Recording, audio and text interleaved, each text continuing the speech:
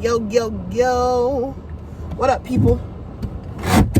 Alright, let's get comfortable. Welcome back to another episode of Lunchtime Mukbang. In this episode, and welcome to my first video of 2021. In this episode of Lunchtime Mukbang is not a particularly healthy one. I got some fries from McDonald's. I got an iced coffee from Dunkin'.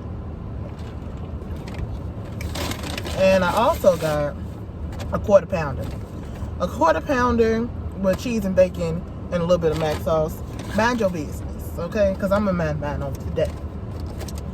But anyway, what we're going to talk about today is something that you don't see talked about a lot.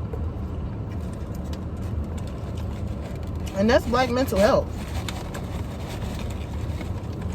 Like,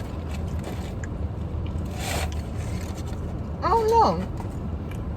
And that can look, to me, it can look like so many different things that we vilify. Honestly, I think that's what it is that we vilify what I think are healthy coping mechanisms. Not only coping mechanisms, but ways to just make sure we're mentally healthy. And in vilifying those things, we don't pass those on to our children. We don't teach them to ourselves.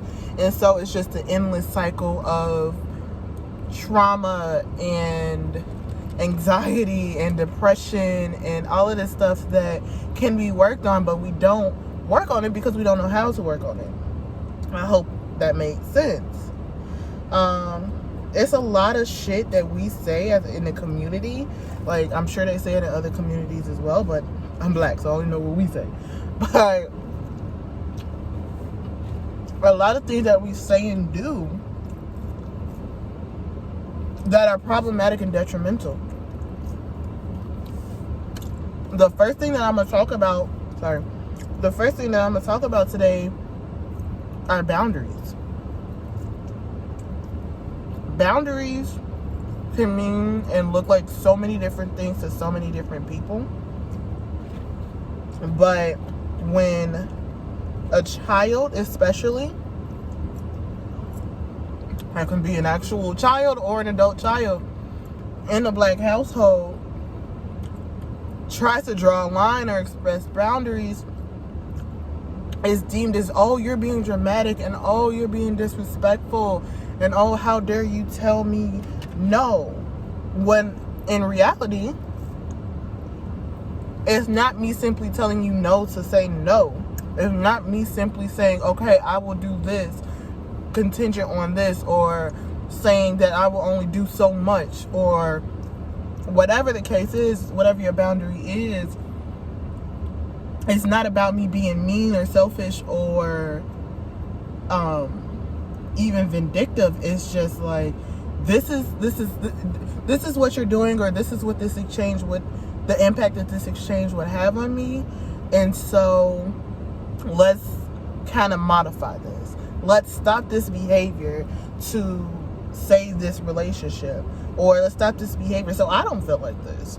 So I don't feel like this toward you, and I don't feel a certain way within myself about myself.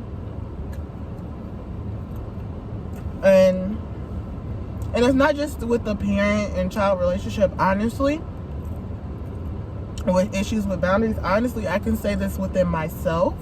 With my partner, I have issues with certain boundaries of hers, and I see it and I catch myself, not quick enough, but I do find myself saying things like, oh, you're doing too much. It's little to me, but it's not little to her. And that is something that I do need to work on, is learning to respect those boundaries, because whatever it is, it makes her feel a certain type of way. So that behavior needs to stop coming from me.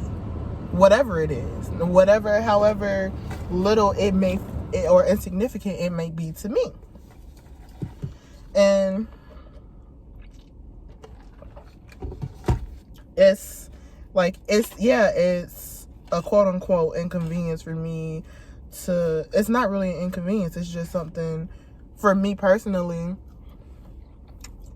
It's like, for example, that's gonna be a long video. For example, one of her boundaries is she don't want me to wear her house shoes. And she says it, and I'm like, oh, that's stupid. Well, I can't wear your house shoes. It don't make sense. She don't be here when I wear them, blah, blah, blah.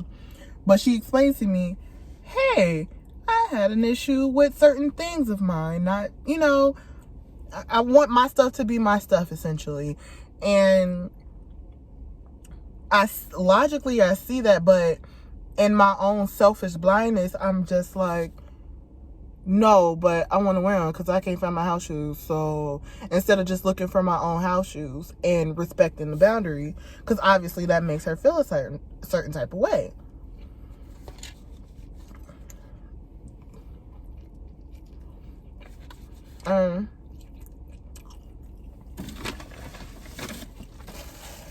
The next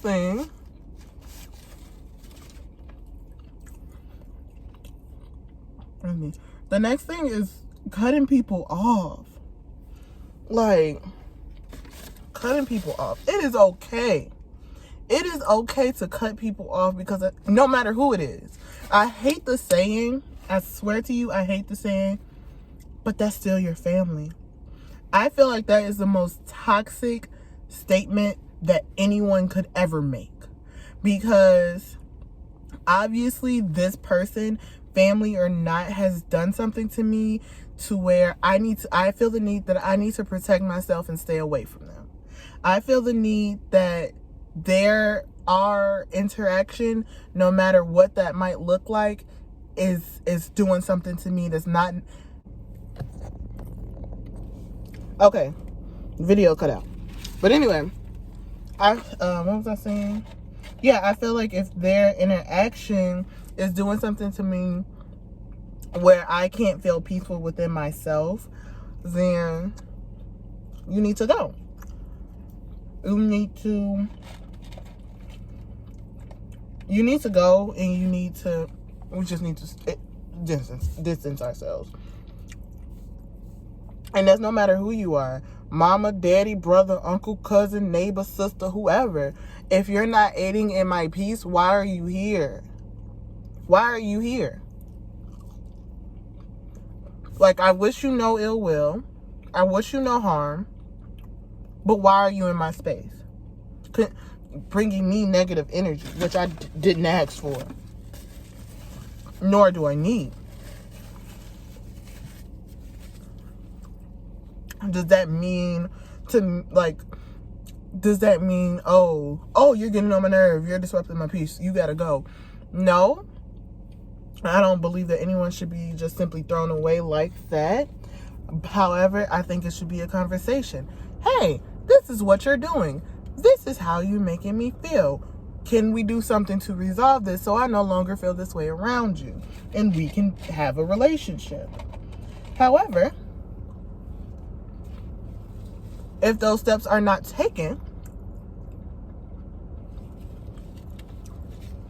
to me, that seems like, oh, you stated this is my behavior, this is how it's making you feel. I don't really give a fuck. So I'm gonna keep doing what I'm doing.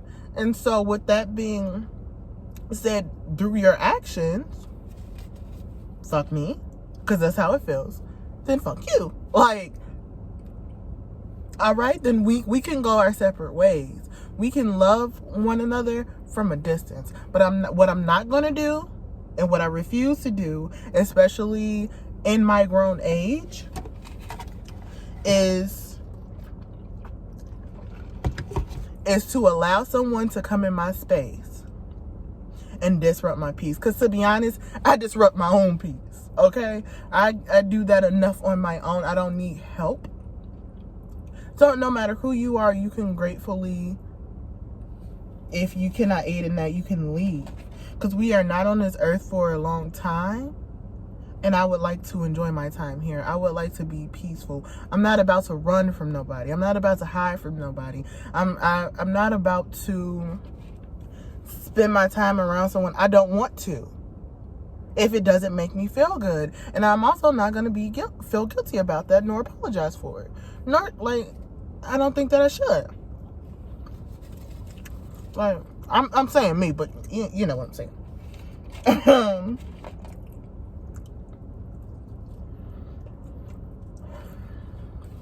So, yeah, that's that on that.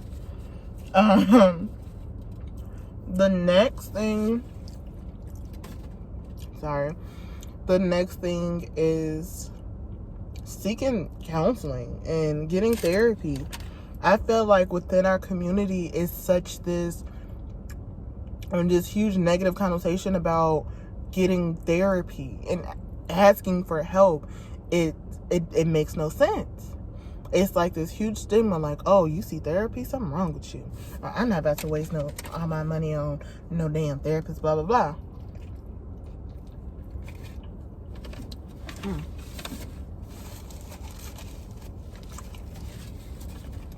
And I think that all ties back to what happens in my house stays in my house. That mentality,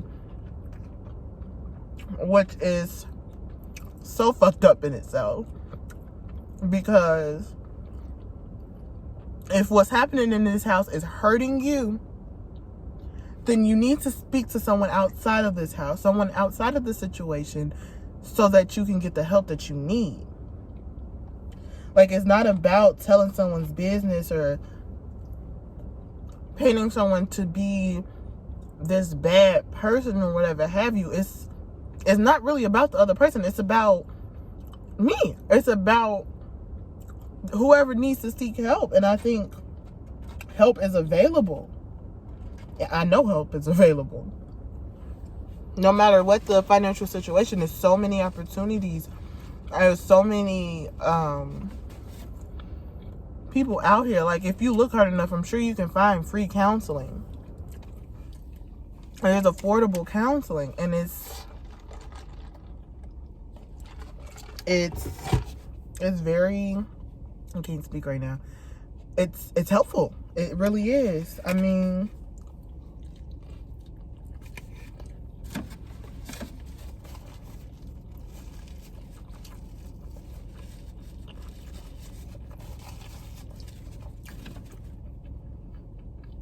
sorry, I need to chew.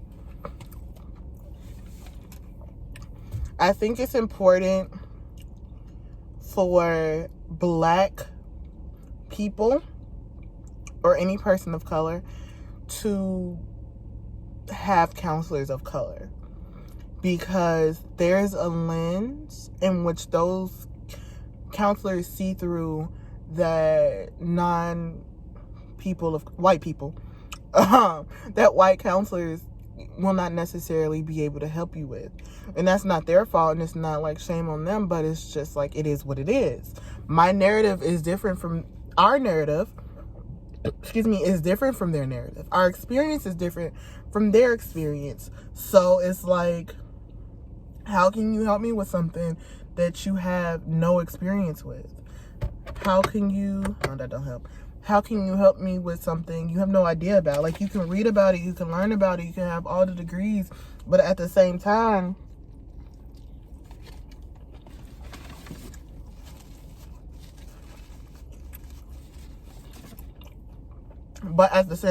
as a white person, you don't share the same fears that I do. You don't share the same fear that a male relative of yours can go out and not come back, all because of a simple traffic stop.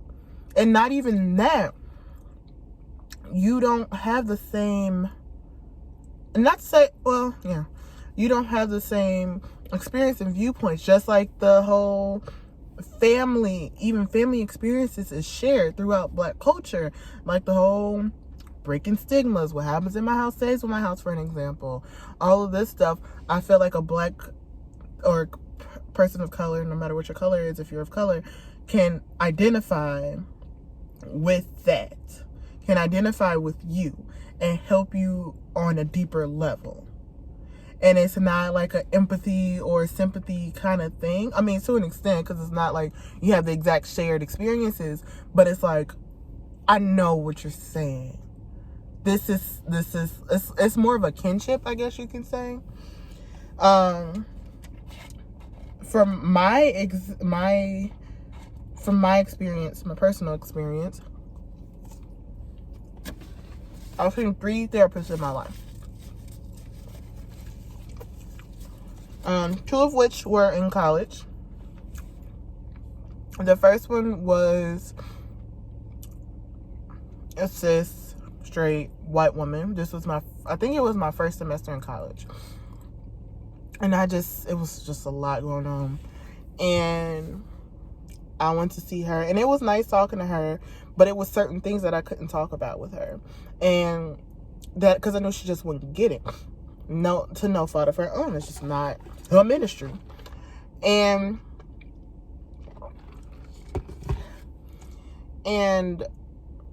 it was cool. Like, she helped me still, but it's still certain things that I don't feel comfortable talking about. And then the second therapist that I saw, this was maybe a couple years later, he was a white male, but he was gay. And that was something for us to connect on. So he might not have connected with the black thing, but he got the gay thing, and that's something in common. Like, I've expressed him, this is like when I first came out, right? And I expressed to him, I don't know, one of my fears is going to hell because I'm gay and all this stuff. And, excuse me, he expressed like, yeah, I had those same fears, and he gave me paperwork that kind of helped him through it. And it helped because we had this shared experience. This wasn't like a school learned thing. This was our experience that we kind of shared that helped me, if that makes sense. I hope this whole video makes sense. I feel like I'm rambling. But anyway.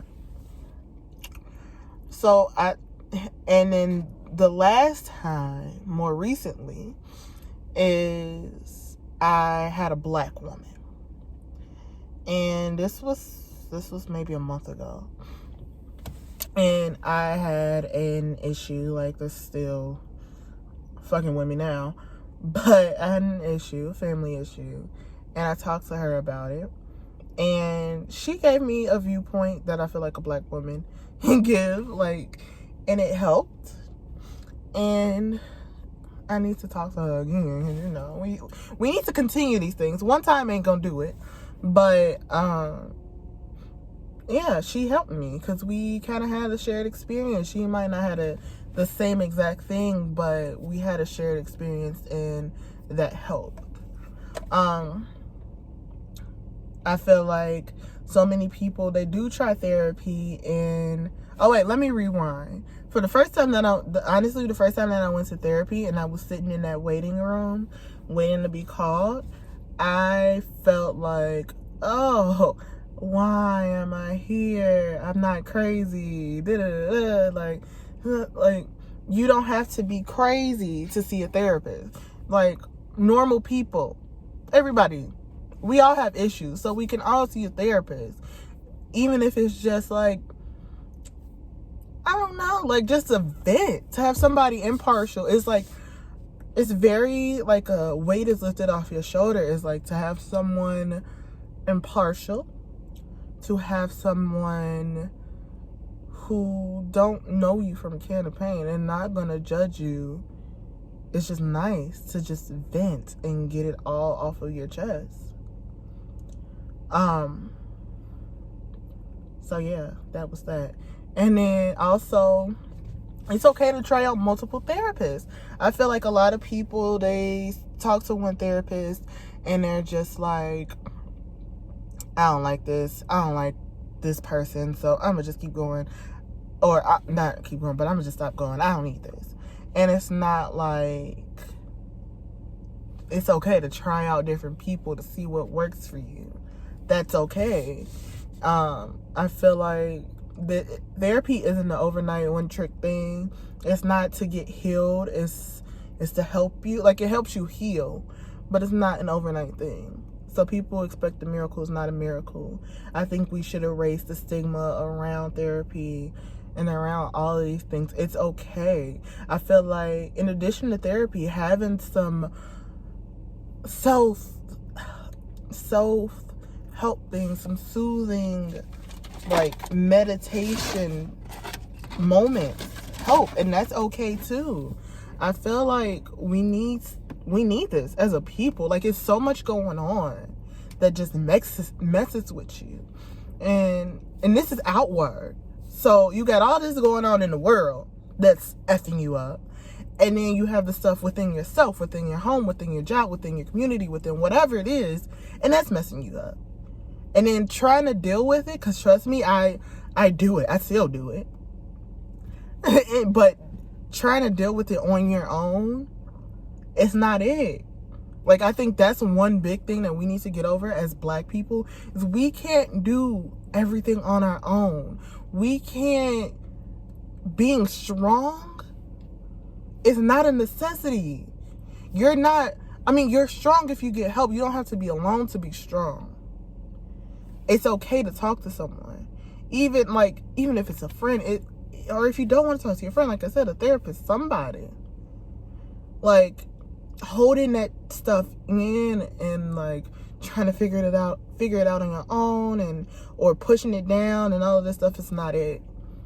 Like, I know I got some work to do, because that's what I try to do. Like, anytime I have an issue, it's like, ignore it. It doesn't exist. Ignore it. It doesn't exist. It'll go away. Like, it doesn't work for me. Like, honestly, it gets to a point, like, I don't deal with my emotions. It gets to a point so bad that if I cry, like, loudly, like, cry, I make myself uncomfortable. I'm like, oh, whoa there, bitch, calm that shit down. Like, and that's something that I need to work with, because we're never, like, taught to tend to our emotions. We're taught to, for the most part, we're taught to tend to our health and the physical and the body. But we're never taught to tend to our mind, and we're never taught to tend to our spirit. Not for real. Not unless it's like, oh, go to church and do all that stuff. But and even that, if that works for you, then that works for you, and that's great. But I really feel like we do need to focus on our mind and finding our peace.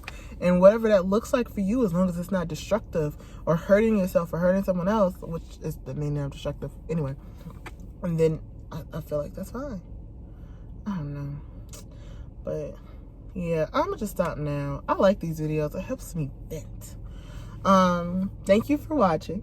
Feel free to like, comment, share, subscribe, all that good stuff. Hit that notification bell down below so you know when I'm upload, because you know I just upload. I don't never know when I'm upload. But I hope this helped someone. I hope this reached whoever it was supposed to reach, because this video has been on my mind for a long time, and I'm glad I finally did it in its entirety.